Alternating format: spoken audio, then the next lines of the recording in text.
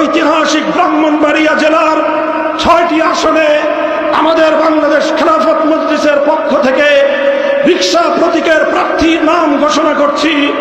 ব্রাহ্মণবাড়িয়া 1 নাসিরনগর আসনে হযরত মাওলানা জুবাইর আহমদ আনসারী রহমতুল্লাহ আলাইহির সুযোগ্য সন্তান হাফেজ মাওলানা সাইফুল্লাহ বিন আনসারী। ব্রাহ্মণবাড়িয়া 2 আসনে মাওলানা মঈনুল ইসলাম খন্দকার। ব্রাহ্মণবাড়িয়া 3 সদর এবং বিজয়নগরে মাওলানা মুফতি মহসিনুল হাসান। ব্রাহ্মণবাড়িয়া 4 কসবা আখাউড়ায় মাওলানা কাজী মঈনুদ্দিন।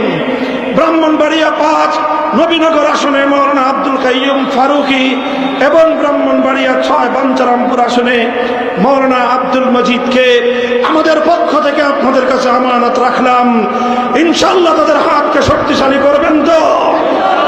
আগস্ট বিপ্লবের পর আজ আমরা স্বপ্ন দেখছি, দৃঢ় প্রত্যয় ঘোষণা করছি, আগামীর বাংলাদেশ হবে ইসলামের বাংলাদেশ, আগামীর বাংলাদেশ হবে খেলাফতের বাংলাদেশ।